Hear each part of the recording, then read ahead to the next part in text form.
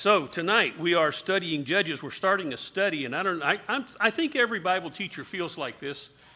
You study and you prepare, but you know you've only got a limited number of classes, and there's no way you can talk about every aspect of any book of the Bible that needs to be talked about. So somewhere you got to start, and that's what I do. And no matter where I start, I think I probably could have done better. But anyway, here we are.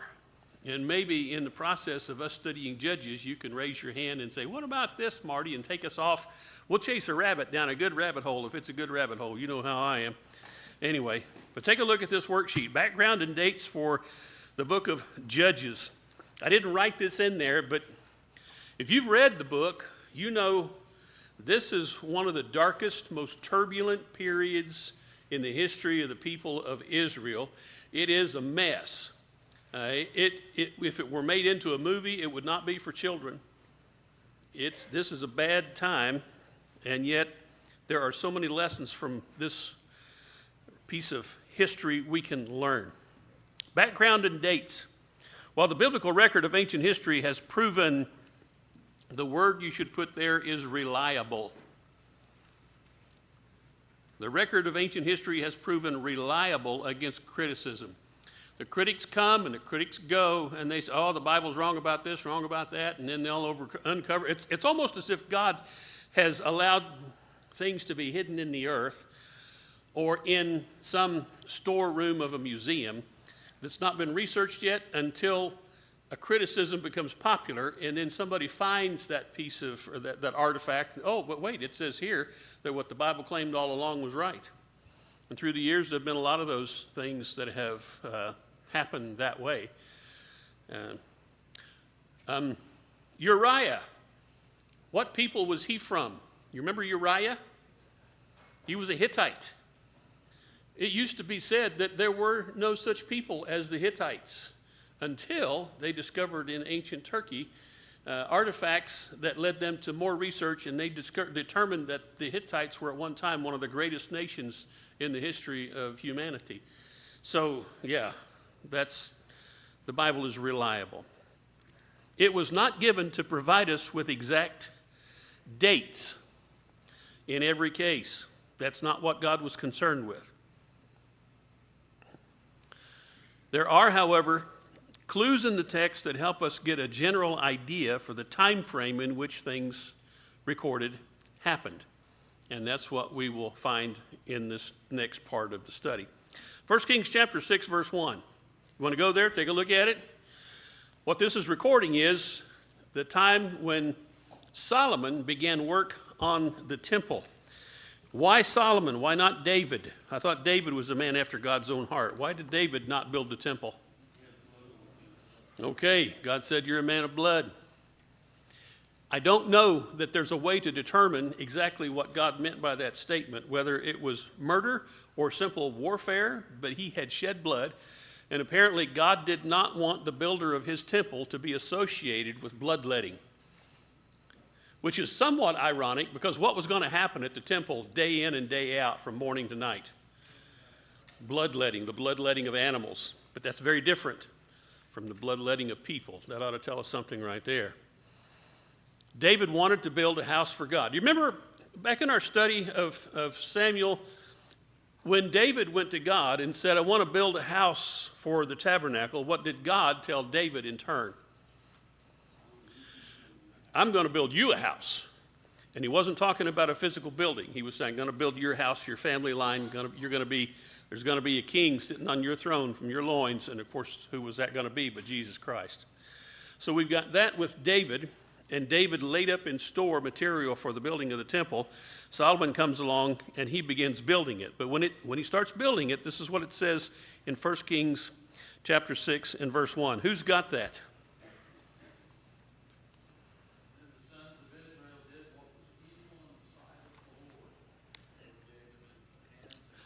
I am sorry. Are you in 1 Kings or are you in Joshua? 1 Kings. 1 Kings 6:1. If I got the reference right, yeah. In the 408th year after the people of Israel came out of the land of Egypt, in the 4th year of Solomon's reign over Israel, in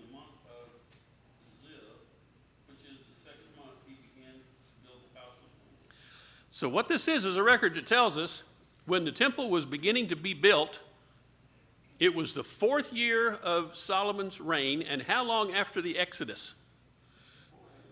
480 years. Those who study things, history, dates, tell us that Solomon's reign began about 967. So that would put the date of the building of the temple, the beginning of the building of the temple, at what year? 963. If you're good at math. Well, even if you're not good at math, it's 963. So 963, and then you add 480 years to that, that takes you back to the Exodus.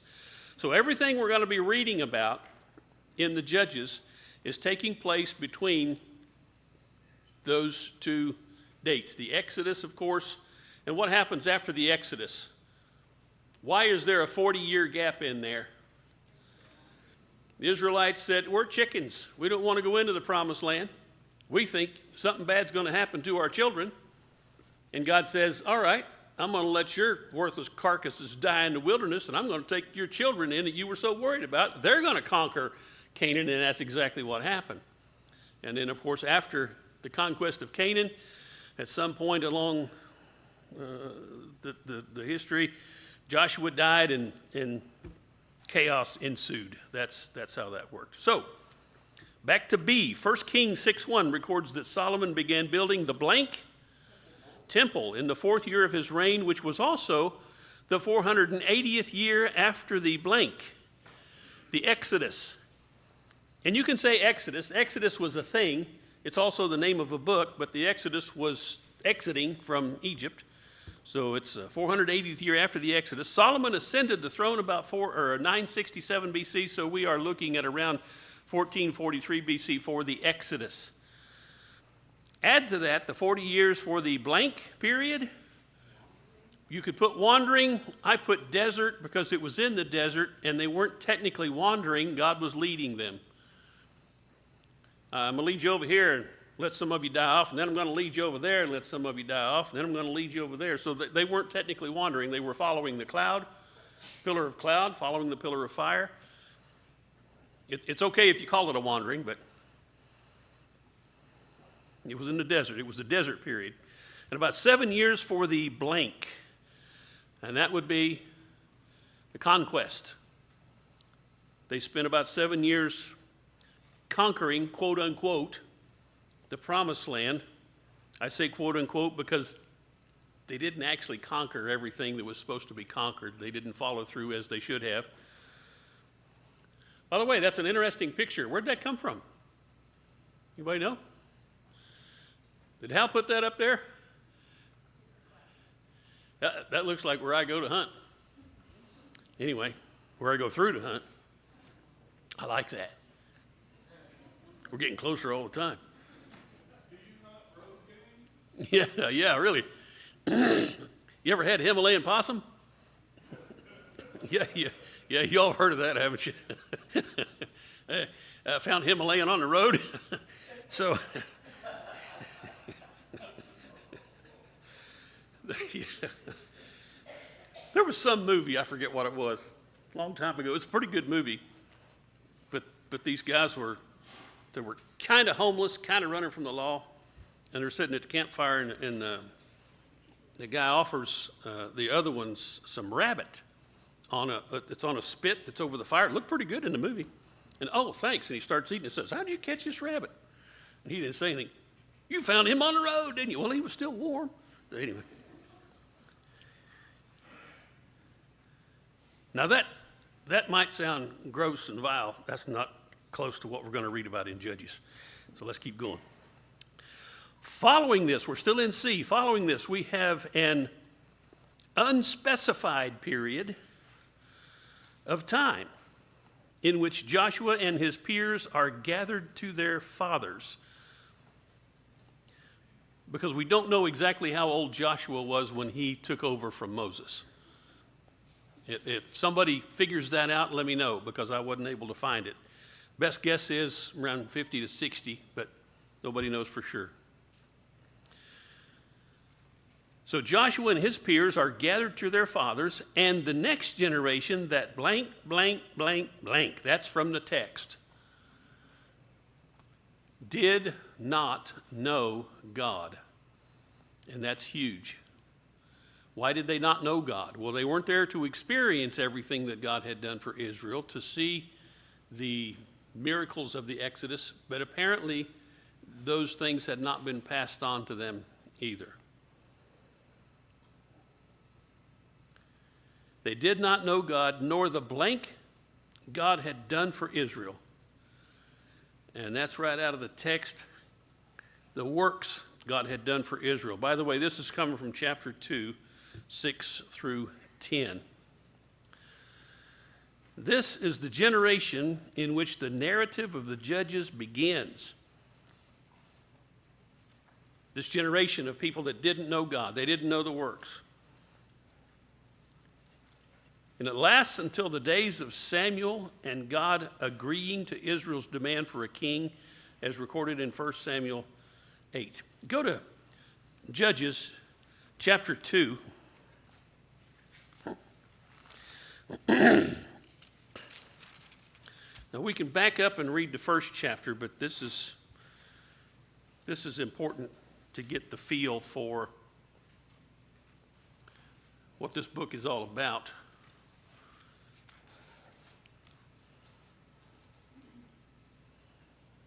I'll read the first 5 verses, and then I need somebody to pick up at verse, well, actually, let's save the first 5. We'll read those later. It sounds like I'm getting this all mixed up, but you'll see where we're going with this.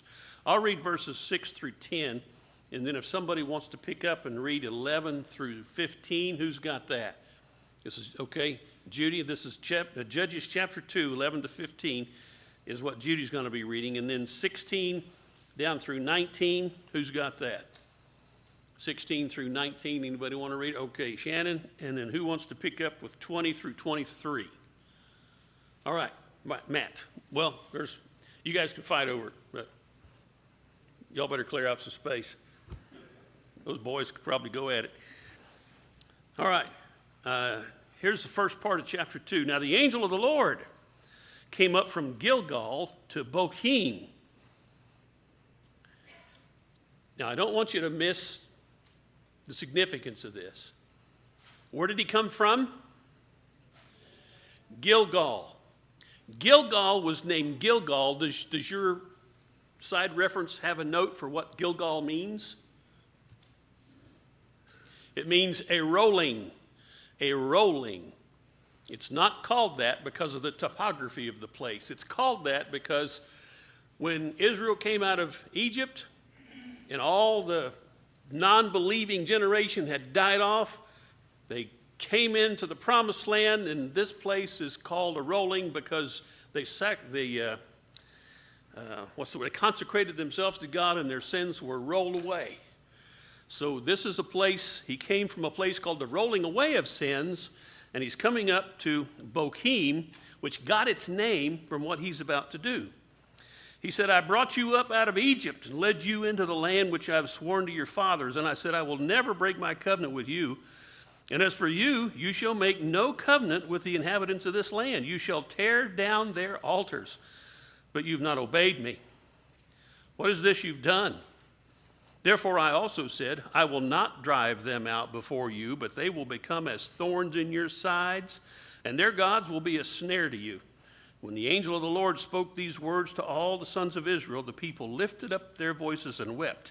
So they named that place Bochim, and there they sacrificed to the Lord. So what does Bochim mean? Weepers, you got it. What does Gilgal mean? The rolling away of sin, and now we got a place named Bochim because they are weepers. All right, 6 through 10. When Joshua had dismissed the people, the sons of Israel went each to his inheritance to possess the land. The people served the Lord all the days of Joshua and all the days of the elders who survived Joshua, who had seen all the great works of the Lord, nor yet the work which he had done in Israel. Excuse me. You're doing great. I hit my phone and it went to another page. Oh, yeah, you can't touch your phone, can you? That never happens with this one. Oh, it does. Who survived all the great work of the Lord he had done for Israel. Then Joshua the son of Nun, the servant of the Lord, died at the age of 110,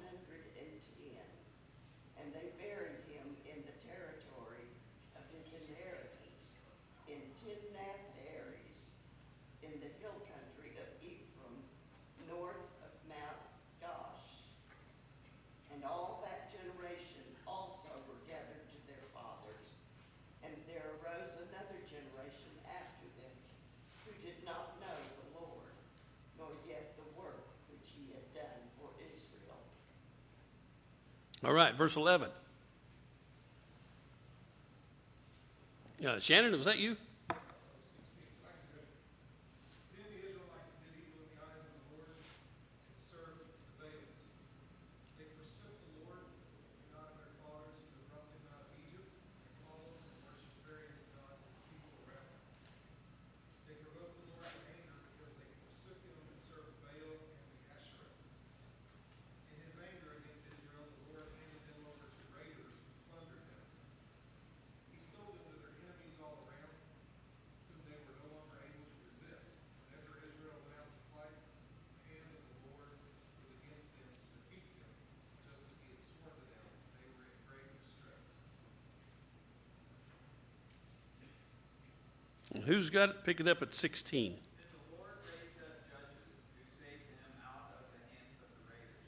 Yet they would not listen to their judges, but prostituted themselves to other gods and worshipped them. They quickly turned from the ways of their ancestors, who had been obedient to the Lord's commands. Whenever the Lord raised up a judge for them, he was with the judge and saved them out of the hands of their enemies as long as the judge lived. The Lord relented because of their groaning under those who oppressed and afflicted them.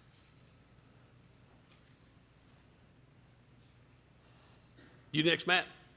So the anger of the Lord was kindled against Israel, and he said, because this people have transgressed my covenant that I commanded their fathers, and have not obeyed my voice, I will no longer drive out before them any of the nations that Joshua left when he died, in order to test Israel by them whether they will take care to walk in the way of the Lord as their fathers did or not. So the Lord left these nations, not driving them out quickly, and he did not give them into the hand of Joshua.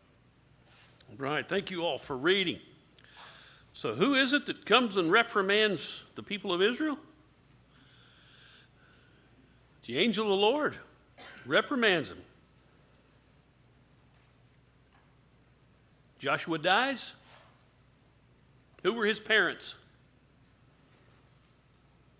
Apparently, he didn't have any. It says he was the son of Nun. Yeah, right. Nun was his dad's name. Son of Nun. Servant of the Lord, died at the age of 110. They buried him in his inheritance, and then what happened? We talked about it, filled in some blanks. Another generation rose up that did not know God, nor the works that God had done. And this is where everything starts to go south. Verse 11, sons of Israel did evil in the sight of the Lord. And what'd they do? How'd they do evil? They served the idols. Now, it doesn't go into detail why they did this, but if you do a little bit of research into the Ashtaroth and the Baals, and this is the way it was with a lot of ancient religious idolatry, it was very sensual. It was all about the idea, and even the Greeks and the Romans had this same kind of philosophy in their idolatrous worship. If you would do sensual things before the gods, they would reseed the crops. They would be aroused, if you will, and the crops and your animals and everything else would be fruitful and give birth and be flowering and produce. That was the idea of these ancient religions. And so you can imagine you're an Israelite and you're rubbing shoulders with these people, and hey, come on to our temple. We're going to have some fun tonight. We're going to party. We're going to drink and do all kinds of things. And you're going, well, I don't think, oh, come on. You want your crops to grow, don't you? Don't you want your cattle to have more cattle and your sheep to give birth to little lambs? And this is the way it goes here. And if you don't know God, if you don't know what God has done, there is the temptation. What's happening in our country right now?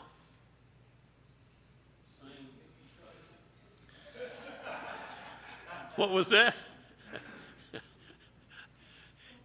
It's as if, we read this and we read about the historical context. Well, this was 3,000 years ago, and nothing has changed. Nothing has changed. And if you are looking at some of the things people believe in today's culture, and you're going, how could they even think that that is right? And yet, are the Germans an intelligent people? Were they intelligent in 1939? Oh yeah, very smart people. You look at some of the implements of war they designed. They had some excellent machinery for warfare, and they had some great plans. How about the Japanese? Those Japanese are smart. They've always been smart. And yet, both of these nations bought into evil. How many of you have heard of the book, The Rape of Nanking? Okay, one, The Rape of Nanking. If you're under 21, don't go find it. Now that guarantees all these kids are going to go research that. The book is about what the Japanese did, the atrocities they committed when they invaded China and took a particular city named Nanking. And what happened there just reflected what they did all over the place. The way one nation conquers another is to first convince its soldiers that those people they're fighting against are not people like their people. They're different. And it was the same in this country. The Native Americans, they weren't real people, they were savages. But on the Native American side, we also know some of them were these white people, they're demons. It's the way it is in humanity, and it's the way it was here. It's what happened in the garden. The serpent said, God, he's not on your side. He's not with you. He's against you. He's your enemy. You need to fight him. And that's the way it happened there, and that's the way it's happening here, and that's the way it's happening now. And people are saying, if you're a Republican, if you're a conservative, there are people that think you should die. There are people that think you're a Nazi. Well, that's crazy, isn't it? But that's what people are thinking. And so as we read these things, we're seeing history repeat itself in all of this. So the anger of the Lord burns against the people, and he gave them into the hands of plunderers. That's verse 14 of chapter 2. Gave them into the hands of plunderers. What's happening in our nation right now?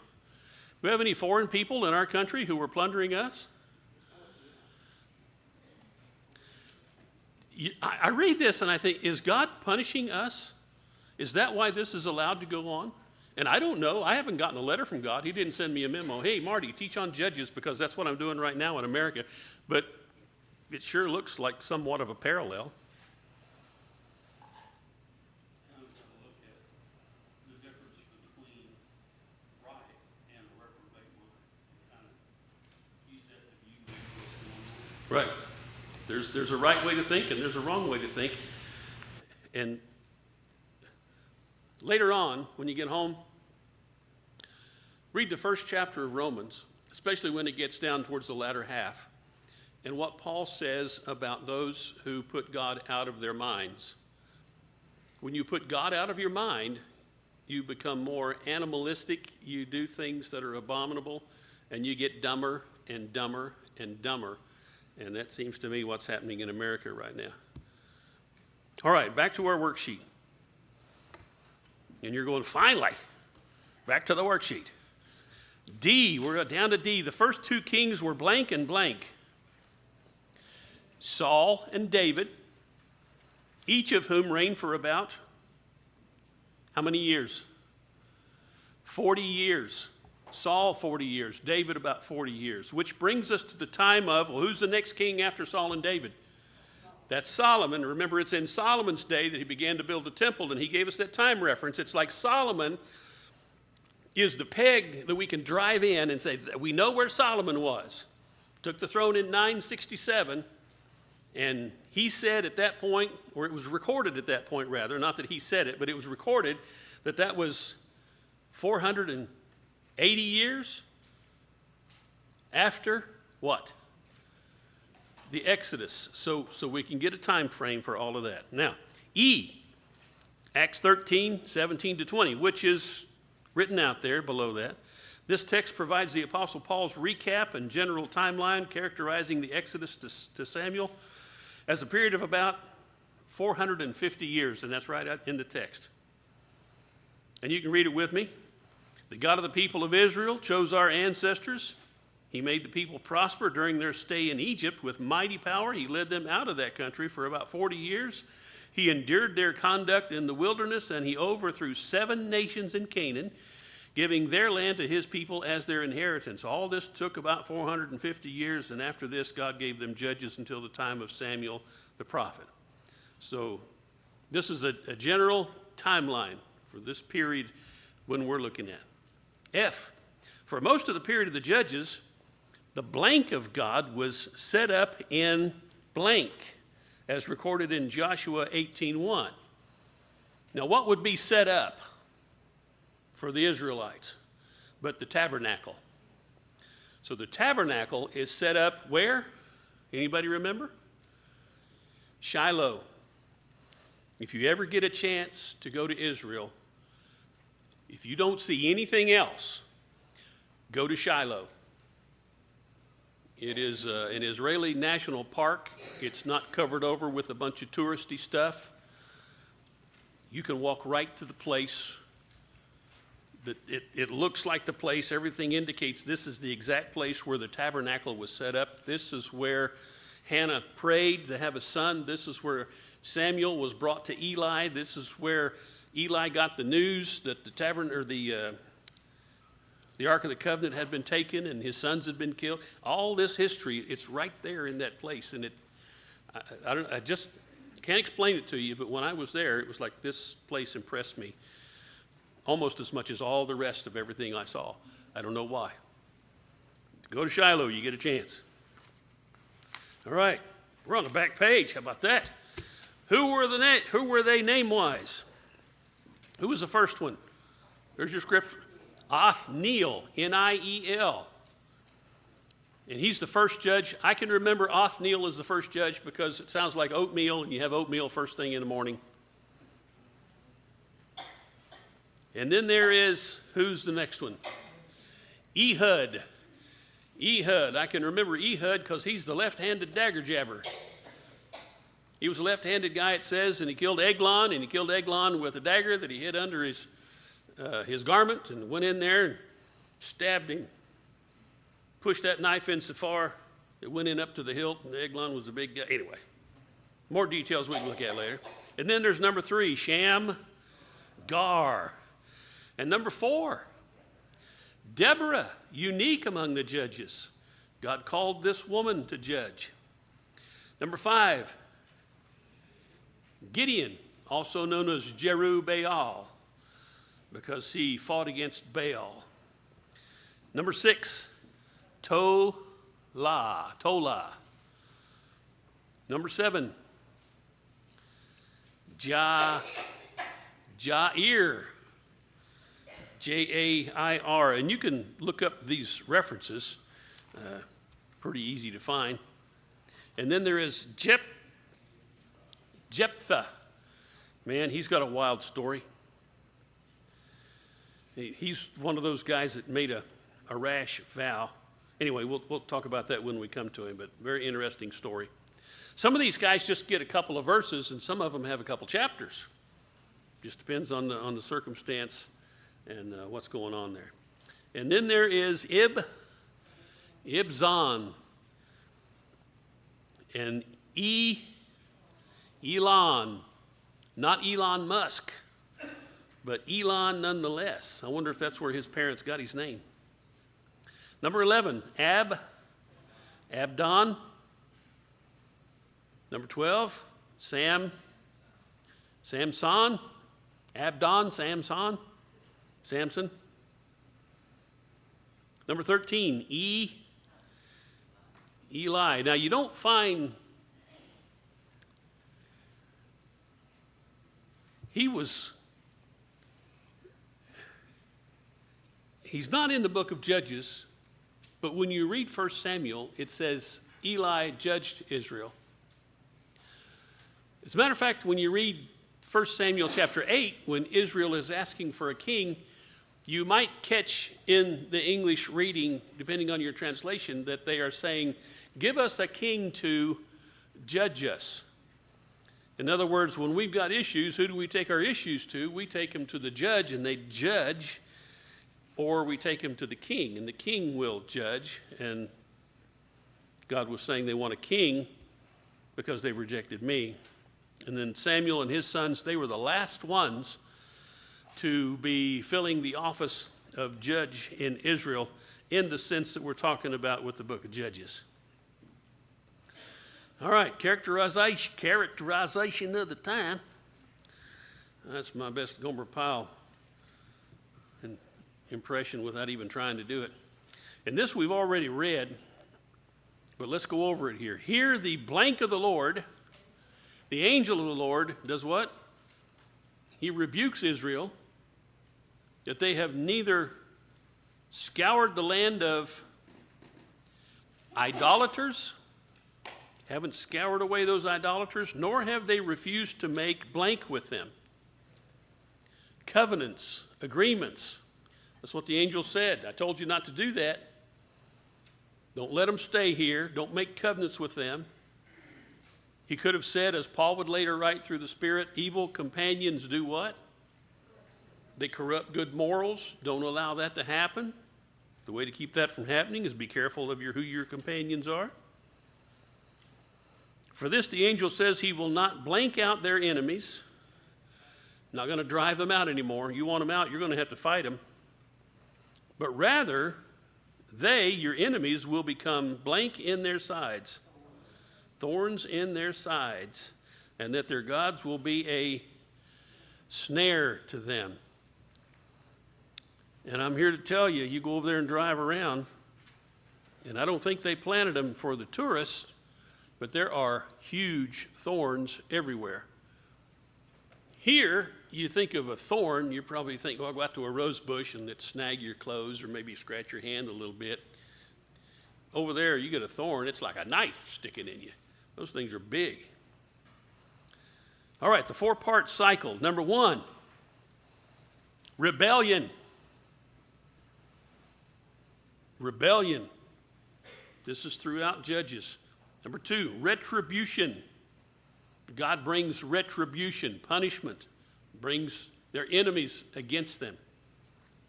Number 3, what do you think comes after retribution? Repentance. Oh, you're punishing us. We'll be good. And number 4, restoration. Restoration. Now, if I put a line 5 down there, what would be line 5? Rebellion. We're back to rebellion. And what would come after rebellion? Retribution, repentance. It's the cycle that just keeps repeating through Judges. And I put at the bottom, remember the name Israel.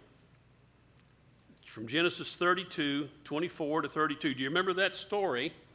Jacob is doing what? He's wrestling with an angel.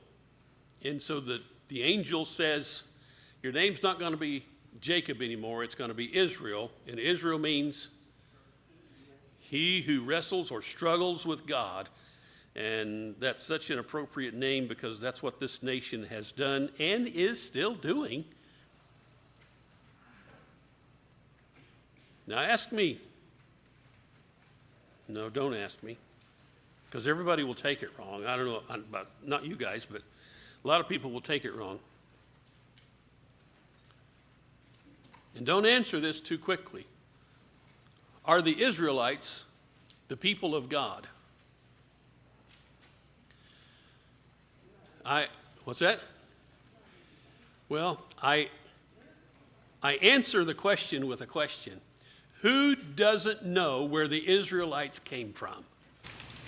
Anybody who knows history knows, well, God called Abraham. And he brought from Abraham, from one man, and him as good as dead, because he was 75 years old when God called him. How old was Abraham when he finally had that boy? He was 100. What did Sarah do when the Lord said, I'm going to give you a child? She laughed. What does the name Isaac mean? He laughed.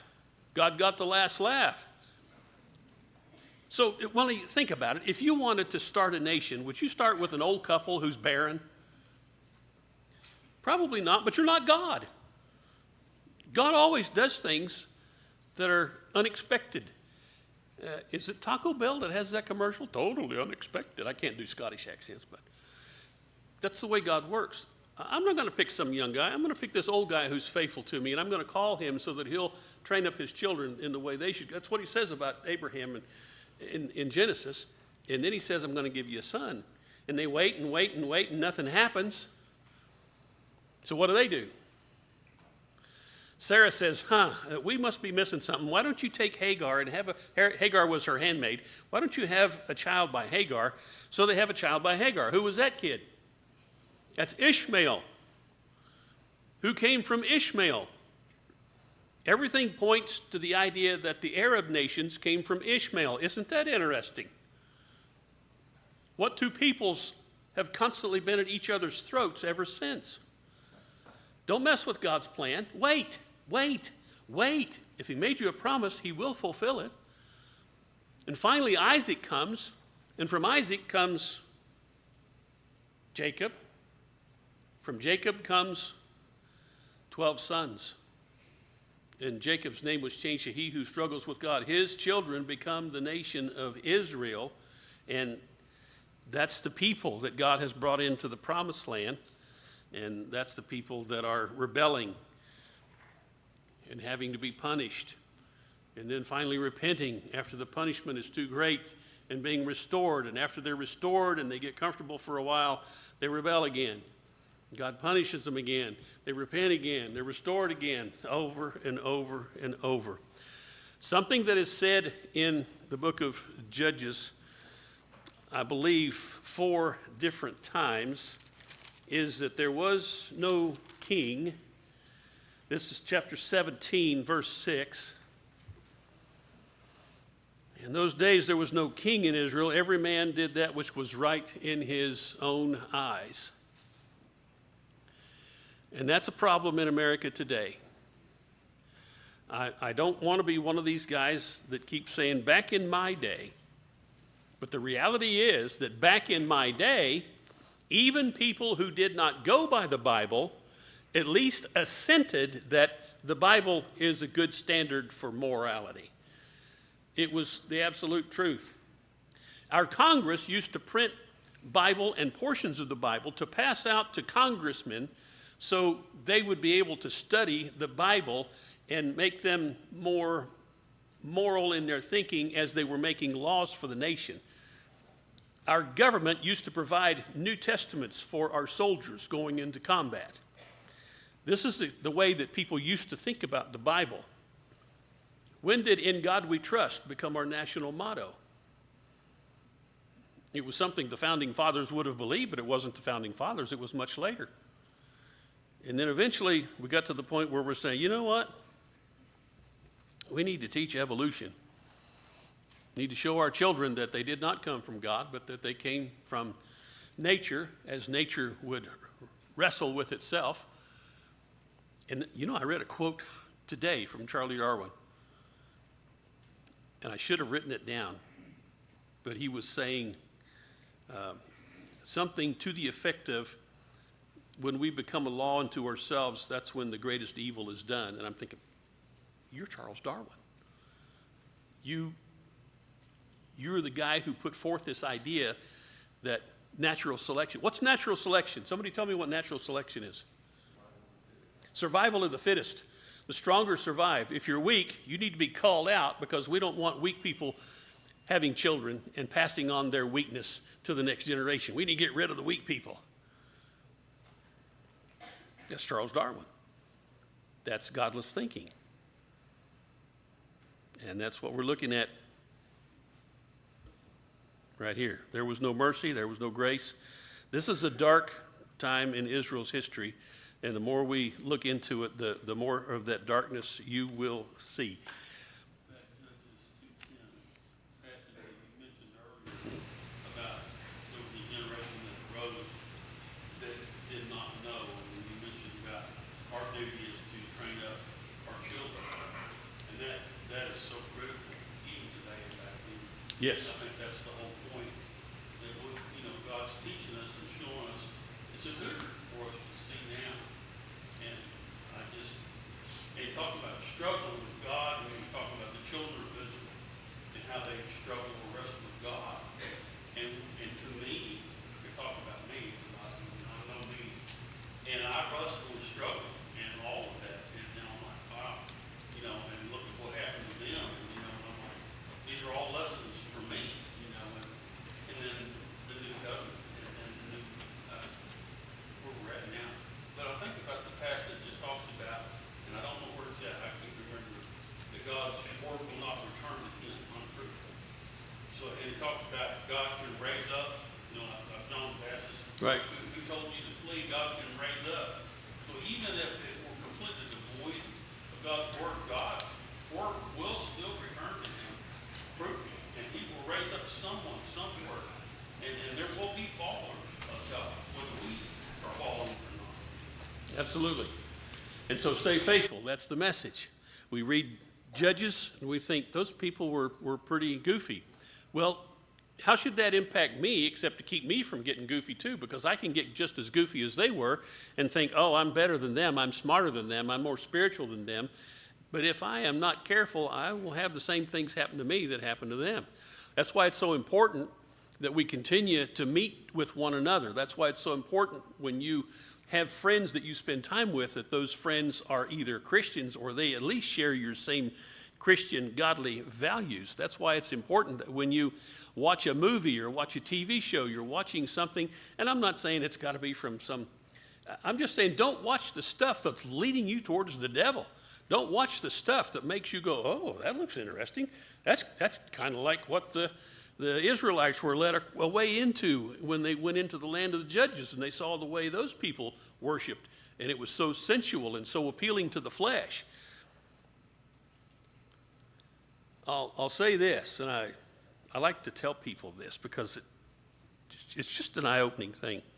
James says, every good gift and every perfect gift comes down from the Father above, with whom there is no variableness and no turning of shadow. What does that mean? That means that everything you enjoy in this life, everything you enjoy, even things that are in and of themselves something you shouldn't be doing, but if you get pleasure from it, the only way you can sense pleasure is with the things God gave you to sense pleasure. You see a color with your eyes, oh, it's a beautiful color. When's the last time you did that? It was a car or a garment of somebody's or a house, and the color pattern, oh, that's beautiful. God gave you your eyes, and he gave you your ability to be pleased with aesthetics. Animals don't have that. You don't see a dog walking by and go, oh, hey, that's a pretty wall right there. Wonder if we could do that at our house. Dogs don't do that. They don't stop and, oh, smell this flower, unless you're going to eat it, maybe. When's the last time you held a kitten or held a puppy? When's the last time you had the pleasure of having a baby in your arms? Oh, man, that's all from God. You go to the movies and you hear music and the soundtrack. That's a cool soundtrack. What's your favorite soundtrack? Anybody? Lord of the Rings, you like that stuff? Music and that's kind of dark and heavy stuff. Pirates of the Caribbean, oh, that's dark and heavy too, but it's got some cool cello in it. That's neat music.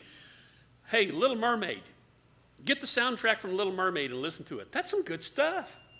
I'm just saying, when you hear something, when you see something, when you smell something, when you touch something, when you taste something, everything good comes from God.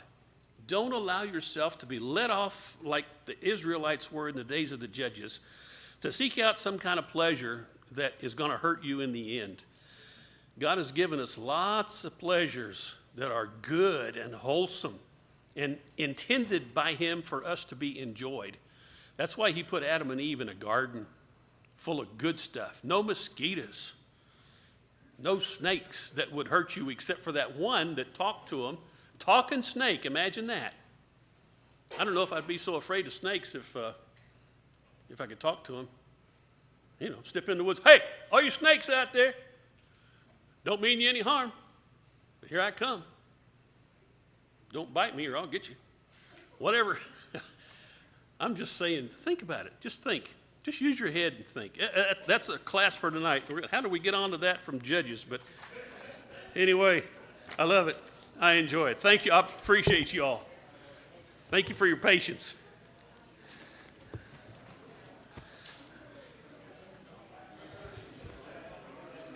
How you doing, Hunter? Good. Doing well. Thanks.